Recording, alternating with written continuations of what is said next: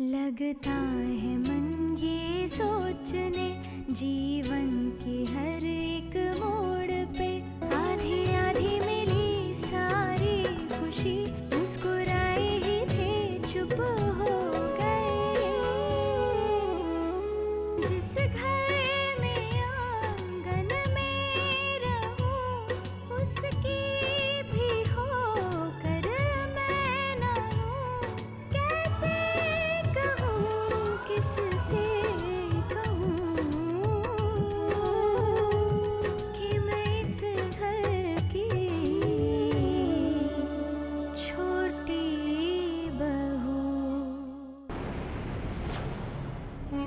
अरे दी, what a coincidence! तुम दोनों एक साथ एक ही समय एक ही जगह से वापस आ रहे हो।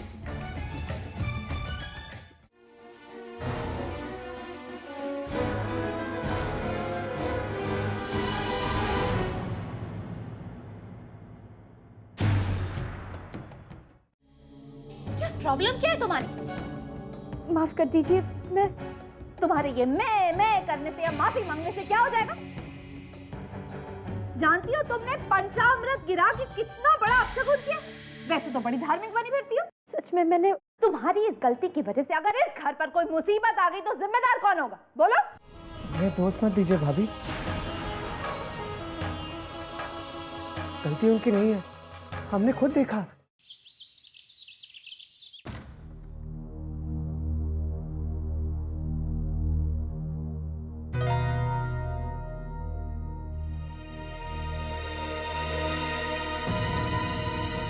मेरा सामान,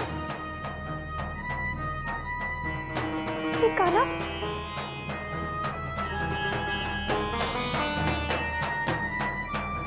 मेरा सामान कहाँ गया?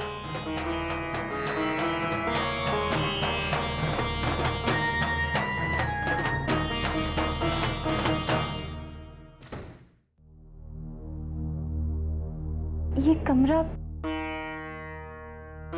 कमरा किसका है?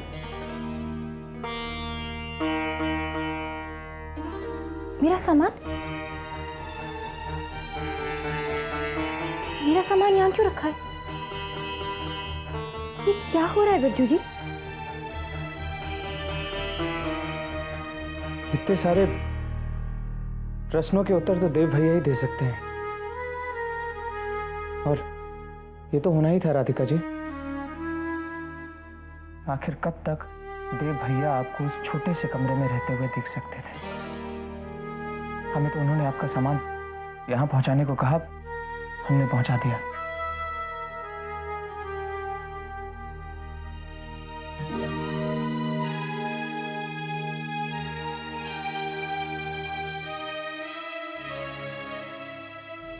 ये सब आपने क्यों? तुम इस घर की मेहमान हो, इस परिवार का एक हिस्सा हो। मृणालिनी भाभी ने जो कुछ भी कहा उसमें एक सच था जो कि मुझे चुप रहा था।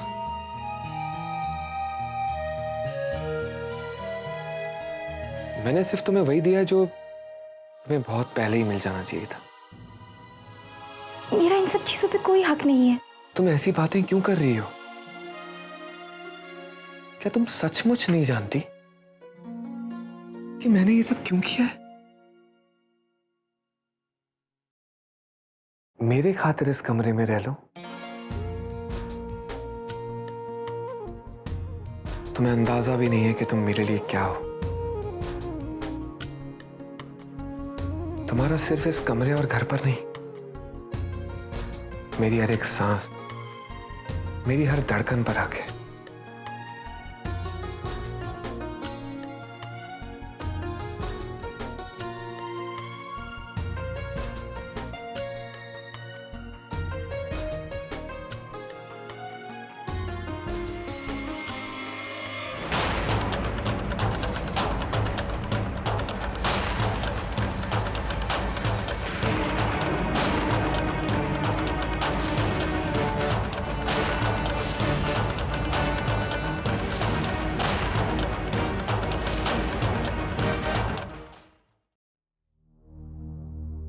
अरे आप यहाँ, और मैंने आपको सारे घर में ढूंढ लिया।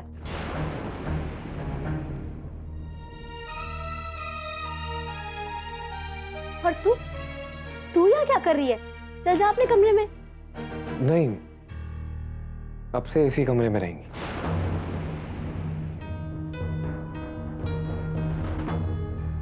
मैंने इनका सामान शिफ्ट करवा दिया। आखिर ये आपकी बहन है ना? हाँ, पर यहाँ इसे यहाँ रहना पसंद नहीं है।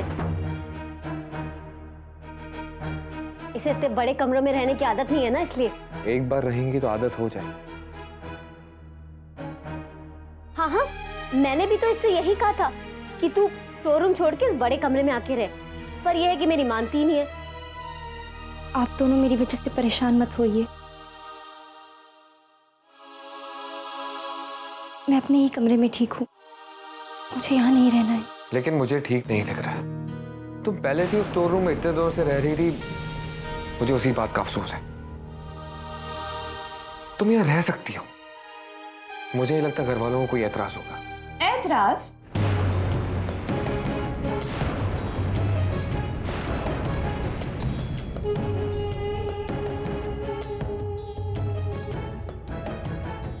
ऐतराज तो तब होगा जब किसी को पता चलेगा। आजकल तो वैसे भी बहुत से काम घर वालों को बिना बताए किए जा रहे हैं, नहीं?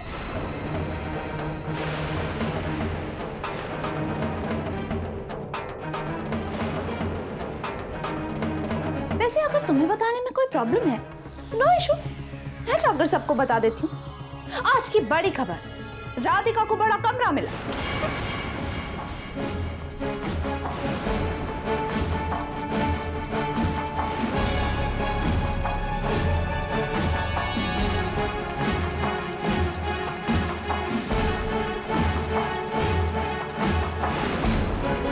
लो, अब पता नहीं नीचे जाके क्या क्या कहानियां सुनाएगी।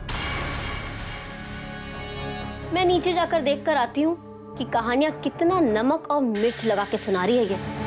मैं अभी आती हूँ।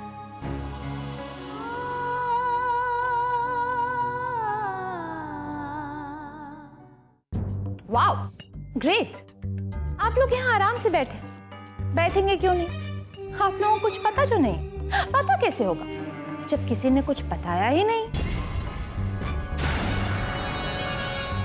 घर के सबसे छोटे मेंबर ने इतना बड़ा डिसीजन ले डाला और घर के किसी बड़े से पूछने तक की जरूरत नहीं समझी।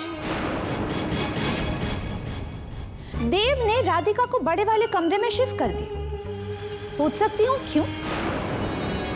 वो भी ऐसे, इतनी जल्दी सब कुछ हो गया।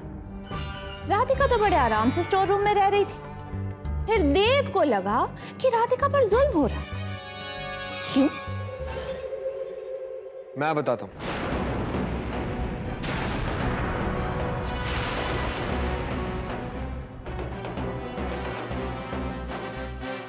ये फैसला मेरा था।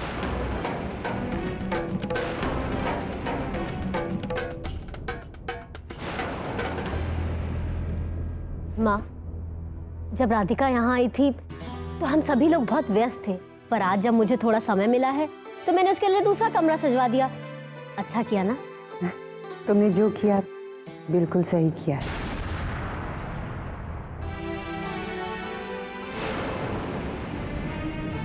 दादी माँ, अगर मुझसे कोई भूल हो गई हो तो मुझे माफ कर दीजिए, पर इन्हें कुछ मत कहिए। अगर आप चाहती हैं कि मैं उसे वापस स्टोर रूम में रहने के लिए बोल दूं तो मैं वो भी बोल देती हूँ। अरे पर नहीं छोटी बहू। अब मृणालिनी, तुम इतनी सी बात का राई का पहाड़ क्यों बना रही हो? देख तो सबके लिए सोचता है। अगर उसने ये चाहा कि उसकी पत्नी की बहन के लिए वो कुछ करे तो इसमें बुराई क्या है? तुम क्यों परेशान हो रही हो?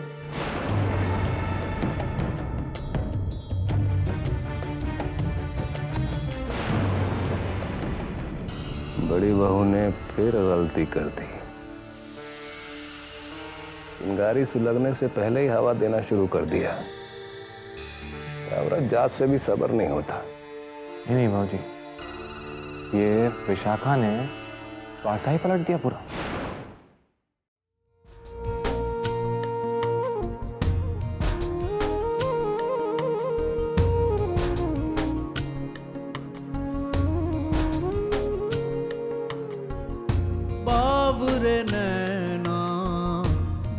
रहे रात भर। तुम्हें अंदाजा भी नहीं है कि तुम मेरे लिए क्या हो। तुम्हारा सिर्फ इस कमरे और घर पर नहीं,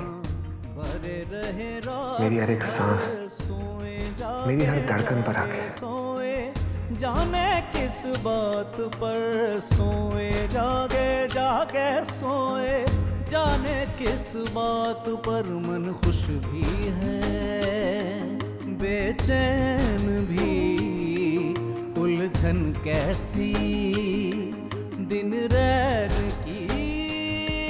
अब तू ही आके बोल कान्हा, गांठे सारी खोल तू जो कह दे चल जाऊं इस आग पर, चल जाऊं इस आग पर।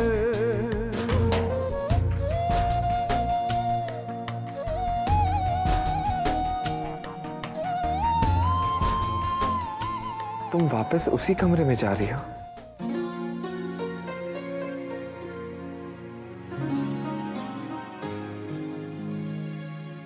मैं चाहता हूं कि तुम इसी कमरे में रहो,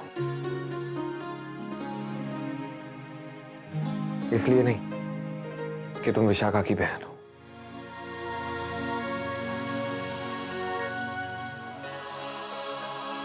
बल्कि इसलिए कि मैं तुमसे प्यार करता हूं।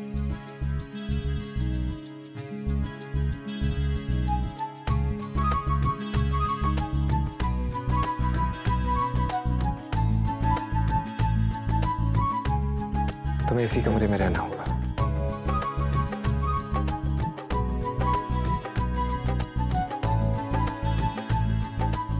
क्योंकि तुम भी मुझसे बहुत प्यार करती हो।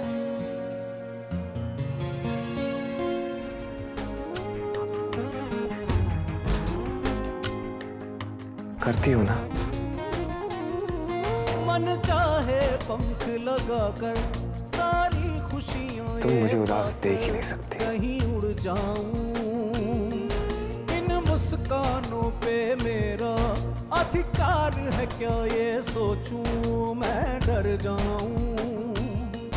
हंसते कदमों से जो बढ़ जाऊं, कहीं राहों में ना खो जाऊं। अब तू ही आके बोल कान्हा, गांठे सारी खोल तू जो कह दे चल जाऊं इस आग पर, चल जाऊं इस आग पर। हर बात पे टांग अड़ाती है ये, पता नहीं खुद को समझती क्या है। तो बस चले ना तो।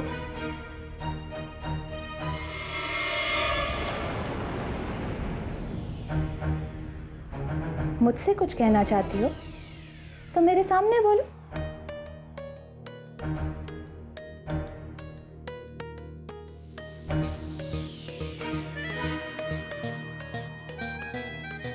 मैं जानती हूँ विशाखा कि तुम मुझसे नाराज हो,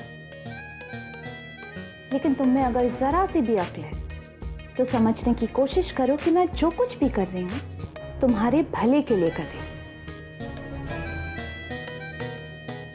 अच्छा बैठो, बैठो और ठंडे दिमाग से मेरी बात सुनो। बैठो।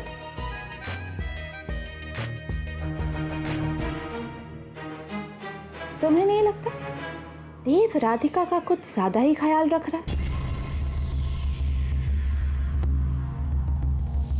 मैं तो सिर्फ तुम्हें सावधान करना चाहती हूँ। बहुत होता है ऐसा, बहन बहन के घर मदद करने आती है और फिर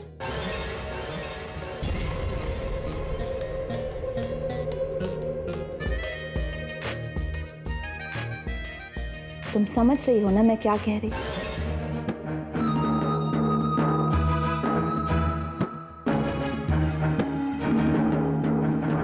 आप मुझसे जलती हैं।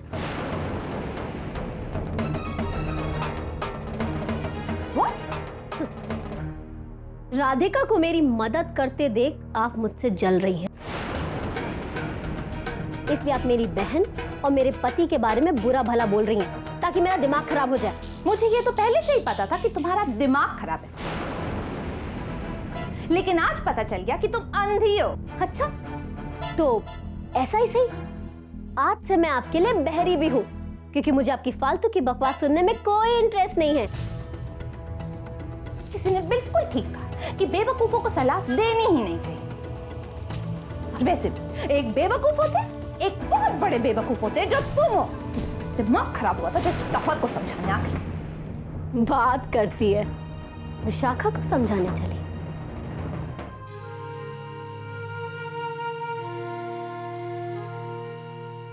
क्या हुआ? ये मूर्ति अब तक तुम्हारे हाथों में, और तू इस तरह क्यों बैठी है? क्या हुआ? और तूने अभी तक अपना सामान भी नहीं जमाया। तू कहीं स्टोर रूम में फिर से वापस जाने की तो नहीं सोच रही ना? राधिका, इतना सोचने की कोई जरूरत नहीं है। देव ने तुम्हें इस कमरे में रहने के लिए बोला है ना, और मैं भी यही चाहती हूँ कि तुम इसी कमरे में रहो। बस देखो, मुझे ज्यादा परेशान मत करो, मैं ऑलरेडी बहुत परेशान हूँ। क्या हो गया विशाखा, तू परेशान क्यों है? अरे वो मृणालिनी भाभी, उसके अलावा किसी की हिम्मत है इस घर में मुझे परेशान करने की? जानती आज क्या हुआ? आज वो मेरे कमरे में आई थी, हम मेरे कान भर रही थी, मुझसे कह रही थी कि देव के मन में तुम्हारे लिए कुछ है।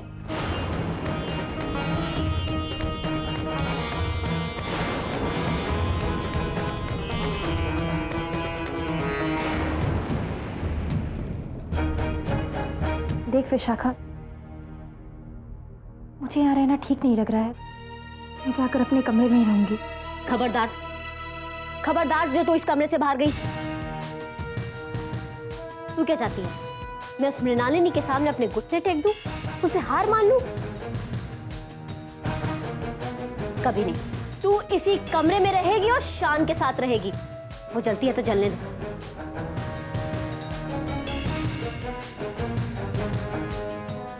जय हो।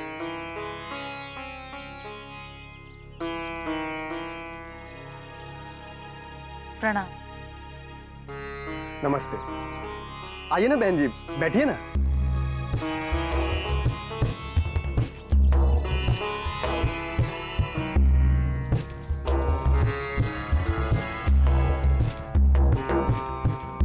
कहाँ से आई है आप? पहले आपको यहाँ कभी देखा नहीं। जी मैं वृंदावन से आई हूँ। बहुत नाम सुना है कि आप शादी की पूजा करवाते हैं। वो शादी करवाने वाली नहीं, शादी तुड़वाने वाली। शादी तुड़वाने वाली? ये आप क्या कह रही हैं बहन जी? मैंने सुना था कि उल्टे फेरे लेके शादी तोड़वाई जा सकती है। ये आपसे किसने कह दिया? हमारे शास्त्रों में शादी को 7 जन्मों का कभी ना टूटने वाला बंधन कहा गया है। क्षमा कीजिएगा बहन जी, पर ये उल्टे फेरे जैसी पूजा मैं नहीं कर सकूंगा।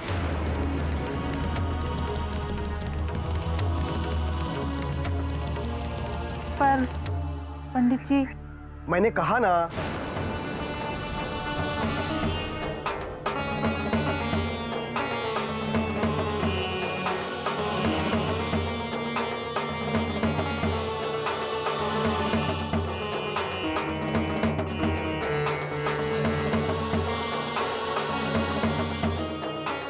और आप क्यों तुड़वाना चाहती हैं शादी?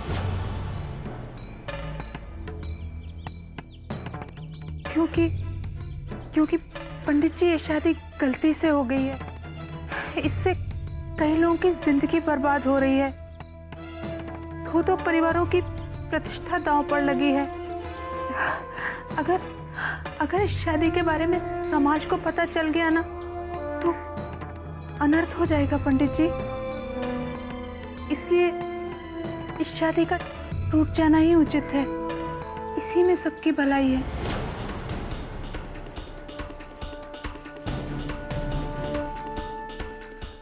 उल्टे फेरे जैसा तो नहीं, लेकिन एक दूसरी पूजा है जिससे शादीशुदा दंपति में विघ्न उत्पन्न हो सकता है। पति और पत्नी के बीच मनमुटाव हो जाएगा और वो स्वयं ही शादी तोड़ देंगे।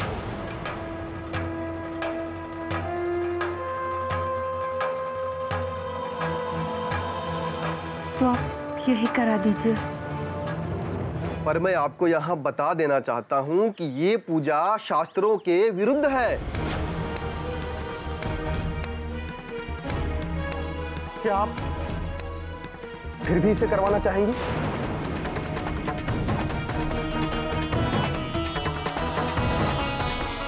मैंने पूछा, क्या आप फिर भी इसे करवाना चाहेंगी? जी।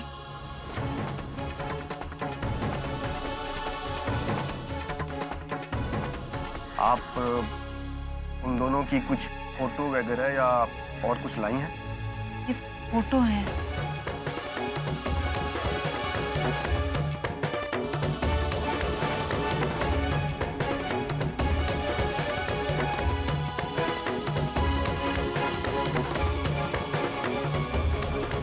पूजा तो हो जाएगी पर आज नहीं हो पाएगी। तो फिर कब हो पाएगी पंडित जी? त्रयोदशी के दिन। जी, बहुत बहुत धन्यवाद पंडित जी। प्रणाम।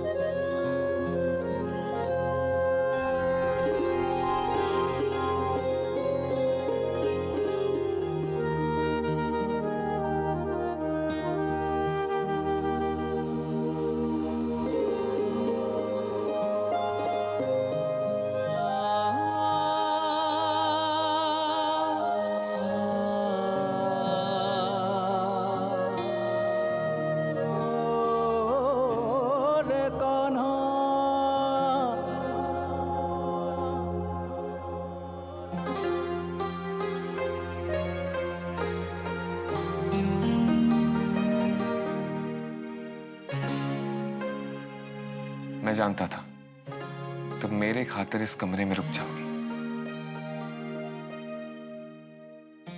क्योंकि मुझे खुशी मिल रही है।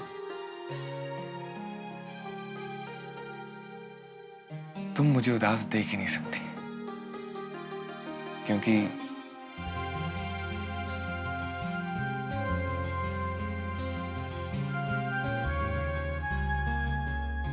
यही सच है ना। तुम लाख कोशिश कर लो, तुम ये सच छुपा ही नहीं सकती। तुम्हारी आंखों में दिख ही जाता है।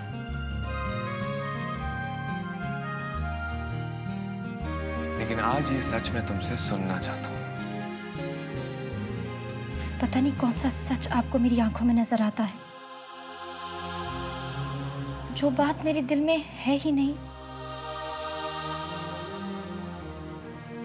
वो बात आप मेरी आंखों पे कैसे पढ़ सकते हैं?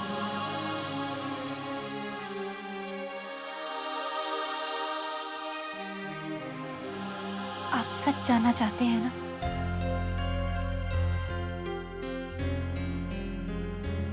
सच तो ये है कि मैं यहाँ अपनी बहन के कहने से रुकी हूँ।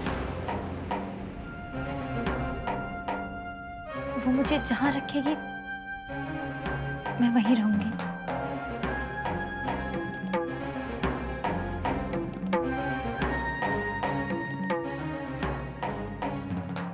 चाहे फिर वो गोदाम हो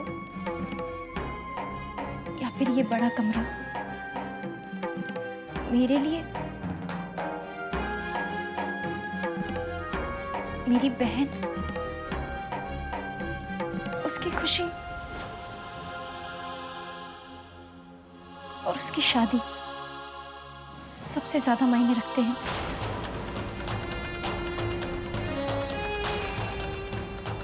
मैं जो कुछ भी कर रही हूँ सिर्फ और सिर्फ अपनी बहन की खुशी की खातिर कर रही हूँ।